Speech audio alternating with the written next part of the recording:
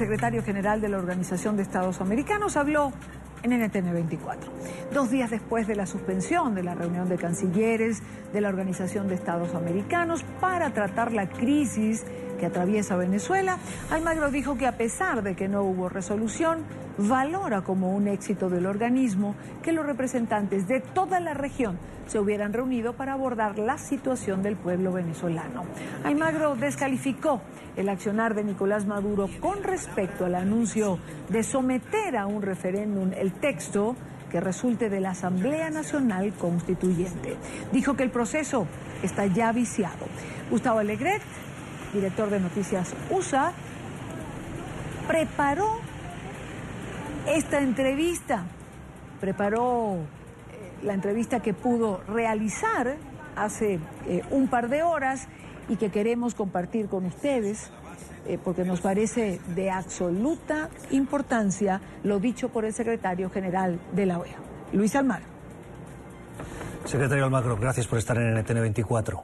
Esta semana, reunión de cancilleres concluyó con suspensión por consenso. El gobierno de Venezuela dice los derrotamos. ¿Qué opinión tiene? Primero, esto creo que no se puede medir en términos deportivos y no corresponde que sea así. Segundo, me parece que se dieron pasos muy importantes. La presentación de 3 proyectos de resolución que tenían lenguaje que definitivamente hacía a reflejar la posición y situación de crisis que tiene Venezuela y las dinámicas institucionales como se han visto deterioradas, como en el país campea la violencia y que es necesario tomar medidas al respecto. Que los países hayan decidido acercar 2 de esas posiciones que fueron presentadas por 2 bloques, el G14 y el CARICOM, para llegar a una posición de consenso, creo que es absolutamente constructivo y creo que es una victoria de la organización el hecho de que los países estén abordando el tema Venezuela en la agenda, que ese tema Venezuela haya sido trabajado en la reunión del otro día por los ministros de Relaciones Exteriores y que esos ministros de Relaciones Exteriores estén dispuestos a llegar a una resolución de consenso que implique soluciones para la crisis que vive Venezuela. La posición en realidad bolivariana era la que quedó reflejada en el pedido fundamentalmente de Bolivia, de que se votaran las 2 resoluciones a ver si fracasaban las 2. Y esa posición quedó completamente aislada porque los países han decidido trabajar en conjunto, encontrar soluciones y obviamente proponerse una resolución de consenso. Yo me di a la tarea de leer esas 2 resoluciones finales y el lenguaje es en general de la preocupación que hay. ¿Qué elemento hubo sobre la mesa que impidió, si bien tenemos en cuenta que hay preocupación, que se encontrase un texto de consenso? Mire, creo que tenemos que tener en cuenta que es una reunión de todos los ministros de Relaciones Exteriores del continente, que era la primera vez que los ministros de Relaciones Exteriores abordaban este tema y que directamente y en persona para analizarlo y discutirlo. Y por lo tanto, es muy difícil que en una primera reunión con 33 ministros se llegue a un acuerdo, sobre todo cuando se llega a la propia reunión con 2 proyectos de resolución. Entonces, está para mí perfectamente dentro de lo lógico que se hayan tomado un tiempo más para resolver esta cuestión. Un tiempo más, pero Venezuela no tiene tiempo. La crisis, y solo hay que mirar, y le invito a la audiencia a hacerlo si no lo ha hecho, su cuenta de Twitter. Usted ha tomado una posición muy activa en la denuncia por las violaciones de los derechos humanos. Y ahora parece que no pasa nada que pasen 2 semanas más con la que está cayendo, si se puede decir así, en Venezuela. Pero son 2 dinámicas diferentes. Si ustedes ven, a mí me gustaría no denunciar nada más en Venezuela, que no ocurriera ninguna violación más de derechos humanos y que no hubiera ningún atropello institucional más dentro del país. Nosotros siempre sacamos una denuncia para cada tema específico y para cada violación de derechos humanos específico y obviamente las condenas a los asesinatos de manifestantes, que pacíficos, desarmados, y que no obstante son víctimas de una acción sistemática del régimen de asesinarlos. Y esto ha sido desde el comienzo mismo de las manifestaciones. Ha sido 1 o 2 manifestantes por demostración que han sido asesinados desde el principio, llegando en 60 días prácticamente a 60 muertes, y esto ha continuado. Entonces, es necesario, obviamente, reflejar eso dentro de la organización. Nuestra institucionalidad nos exige reflejar eso permanentemente, así como nos exige reflejar los atropellos institucionales que sufre el país. Las negociaciones de los países hay que mirarlas en un contexto. No es que la OEA no haya tomado ya acción al respecto. Esto tiene un centro muy fuerte con la resolución del 3 de abril, en la cual se constata la alteración del orden constitucional en Venezuela. Ese fue un paso fundamental.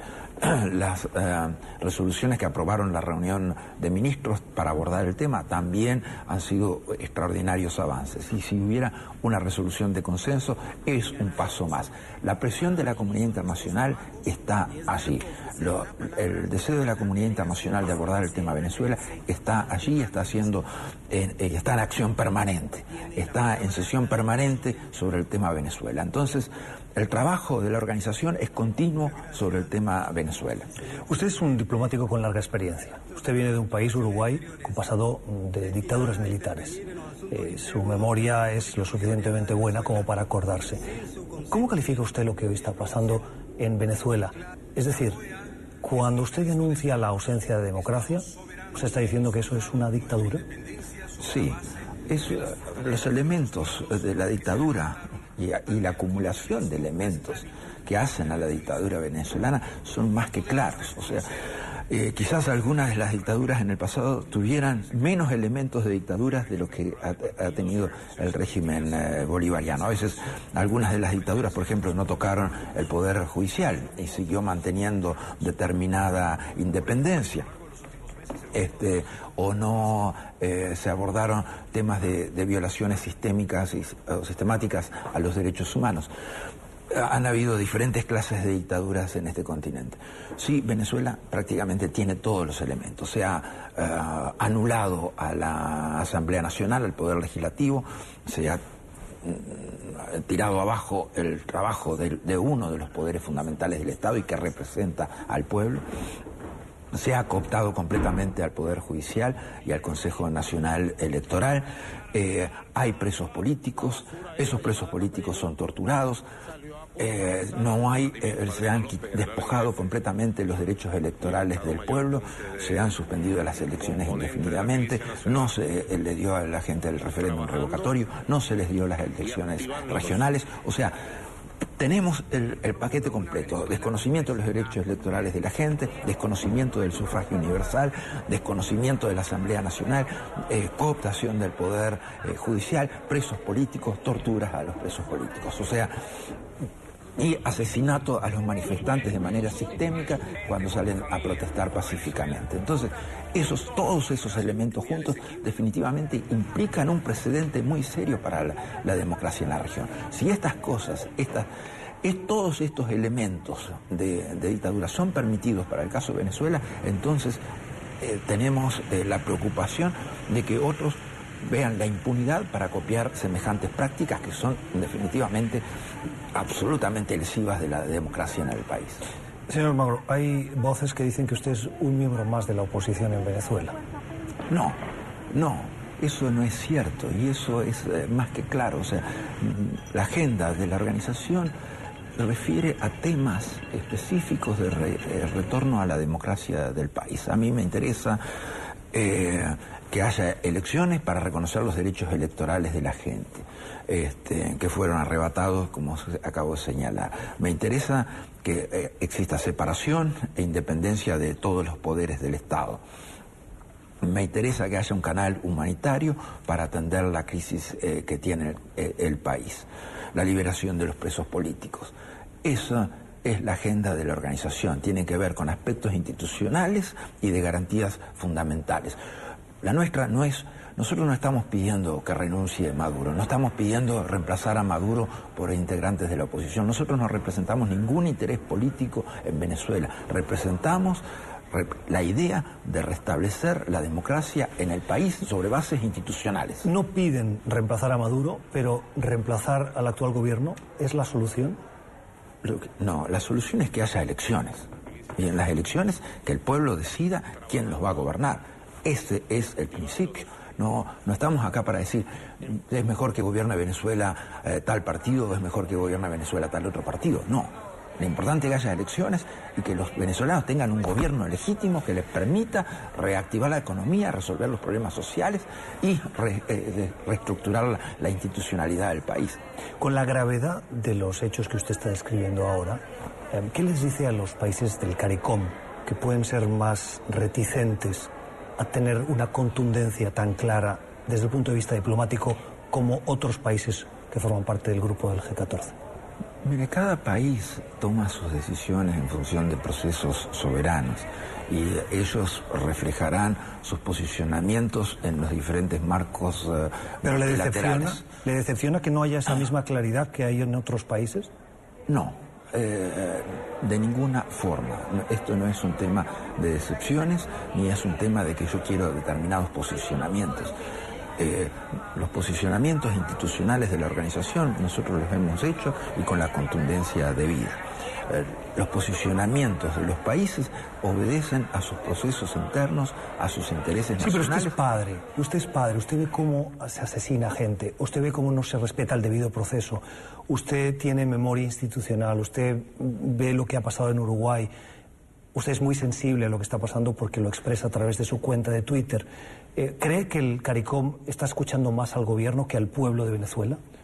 Mira, no sé a quién escucha el CARICOM porque ellos, los países del CARICOM tienen sus procesos de toma de decisiones internos y llegan a determinados posicionamientos aquí. Unos han sido muy críticos, otros no tanto, pero para mí simplemente debo respetar la posición soberana de los países. La posición nuestra respecto a la situación de Venezuela es absolutamente institucional y basada en lo que ocurre institucionalmente en ese país respecto a la democracia y a la vigencia de las libertades fundamentales. La reunión de cancilleres quedó abierta por consenso y la continuación de esa reunión parece que va a ser la Asamblea General. En esa Asamblea General va a asistir Delcy Rodríguez, la canciller venezolana. ¿Es un éxito de la organización el hecho de que Delcy Rodríguez, a pesar de haberse retirado de la institución, ahora quiera acudir? Es un triunfo para la organización y queda demostrado. El hecho de que Venezuela retorne a la organización, la acreditación del otro día lo señala y la voluntad expresada de asistir a la Asamblea General en Cancún también, de que quiere participar en las negociaciones y en las discusiones. Eso para nosotros es muy importante porque obviamente enriquece el debate y incorpora nuevos elementos al mismo. Así que vemos esto como un triunfo de la organización, lograr que Venezuela retorne a la misma a los efectos de discutir sus temas. ¿Qué efecto podría tener una resolución de 2/3 de los cancilleres que asistiesen a esa Asamblea General, más allá de lo escrito en un papel? Pero son todos elementos y componentes de la búsqueda de soluciones. El trabajo en la diplomacia es armar soluciones, llevar y aumentar la presión internacional y obviamente condenar y denunciar las cosas que están pasando. Toda esta escala de elementos obviamente aplicados en una resolución son elementos fundamentales que los países deben tener en cuenta a la hora de posicionarse hemisféricamente. Y eso definitivamente implica un empuje muy fuerte respecto a las soluciones que internamente el país debe tomar. Las soluciones en Venezuela serán de los venezolanos. La comunidad internacional estructura sus elementos como para que y pone sus elementos sobre la mesa como para decir este es el deber ser, Esto es la realidad que se debe alcanzar en Venezuela. Hay que detener la violencia, hay que lograr la reinstitucionalización del país, y estos son los elementos fundamentales para que ello suceda. Esos elementos son los que definitivamente legitiman a los venezolanos para seguir insistiendo en retornar a la democracia. Ese elemento fundamental de presión interna es el que empuja los cambios. En las últimas horas el presidente Nicolás Maduro ha dicho que está dispuesto a avanzar de cualquier forma con el proyecto de escribir una nueva constitución y abre la puerta a someter esa constitución a un referéndum. ¿Cómo lo valora? Bien, acá hay un problema. ¿Lo valora bien? De legitimación de origen. El problema de legitimación de origen es que esto arrancó con un proceso viciado de nulidad. O sea, no es legitimar el proceso al final, es que el proceso sea legítimo desde el comienzo. Se han expresado al respecto la fiscal general, se han expresado al respecto académicos, se han expresado al respecto jueces del Tribunal Supremo. O sea, lo que se ha hecho verdaderamente constituye un severo atraso en el funcionamiento institucional del país, y ya llegar al punto de violar a la Constitución para reformarla es un despropósito absoluto. Entonces, el paso de pretender refrendar lo actuado en el final del periodo, del proceso de reforma de la Constitución o de la nueva Constitución, verdaderamente no legitima lo inconstitucional que ha sido el mismo. Si tuviese a Nicolás Maduro aquí, en mi lugar, ¿qué le diría? Pediría elecciones. Le pediría elecciones, le pediría la liberación de los presos políticos y le pediría el reconocimiento de la institucionalidad y que asegurara el funcionamiento de la institucionalidad conforme lo marca la Constitución venezolana. La agenda es la misma, hay que piense en los derechos de la gente. Hay acciones que verdaderamente le cuestan muy caro al pueblo venezolano. La venta reciente de bonos a Goldman Sachs es un paso más en el saqueo del país. O sea, un 70% de quita prácticamente a bonos que un futuro gobierno tendrá que pagar al 100%, es un despropósito respecto a los recursos naturales y a los recursos financieros del país. Entonces, las soluciones están muy claras, la agenda de soluciones que precisa el país están muy claras. Antes de continuar, usted mencionaba ahora la decisión de Goldman Sachs. ¿A usted le decepciona que una compañía norteamericana o financiera como esta, con sede en el corazón de la esencia de este país, le haya dado ese oxígeno a un gobierno que usted critica tanto? A mí verdaderamente no me sorprende, para nada. O sea, Goldman Sachs vio una oportunidad comercial en la compra de esos bonos y comprándolos a una reducción de un 70%, definitivamente vio una oportunidad de ganancia en el futuro. No espero que compañías hagan otra cosa que eso. Definitivamente sí, hemos condenado siempre este tipo de acciones y hemos condenado esa lógica de pillaje del país, pero es una lógica que el gobierno venezolano ha instalado, el vendedor ha instalado esta lógica de permitir el saqueo de los recursos naturales y los recursos energéticos y los recursos financieros del país. El papel de la represión lo está llevando la Guardia Nacional Bolivariana. ¿Cuál cree usted que tiene que ser el rol del ejército? ¿Qué rol tendría que estar jugando hoy el ejército en Venezuela? El papel del ejército es el papel institucional, el que corresponde conforme a la institucionalidad. El papel del ejército es velar por la constitución del país, no ayudar a que la misma sufra este proceso de una asamblea constituyente violando los principios fundamentales de la democracia. El papel del ejército es asegurar la democracia en el país. El papel del ejército es asegurar libertades fundamentales en el país. El papel del ejército es no prestarse a la represión. ¿Y lo está haciendo hoy el ejército? Lo está haciendo en el momento que está juzgando militarmente a acciones de esa gente que protesta pacíficamente. Eso definitivamente es un despropósito propio de la peor dictadura. Tenemos que terminar, pero no puedo dejar de hacerle dos preguntas. Usted pidió ir a visitar a Ramo Verde a Leopoldo López. Sí. ¿Ha quedado esa petición en el aire? ¿Qué ha pasado? ¿Va a ir? Mira, nosotros enviamos el pedido con el pasaporte de la organización a los efectos de ser visado. Se nos devolvió el pasaporte en un sobre, pero sin la visa, por lo tanto no contenía ninguna explicación, por lo que suponemos que debe haber un error. Lo reenviamos nuevamente al consulado para que se considerara para que se reparara ese error y obviamente se pusiera la visa que necesitamos para ir a Venezuela. ¿Cuándo quiere? Todavía no hemos tenido la respuesta a la segunda acción. ¿Quiere usted ser presidente de Uruguay en el futuro? No, mire, esto no es algo que tiene que ver con ambiciones ni gustos personales. Yo tengo una dimensión de servicio público que es bastante larga, de hace muchos años, y va a seguir siendo esa. No tengo ambición política de ser presidente de Uruguay, no tengo el interés político de ser presidente de Uruguay. Sí, quiero trabajar en la política, sí quiero hacer mi parte en el servicio y en la militancia en la misma. ¿Qué se ve haciendo después de la OEA? Mire, me veo...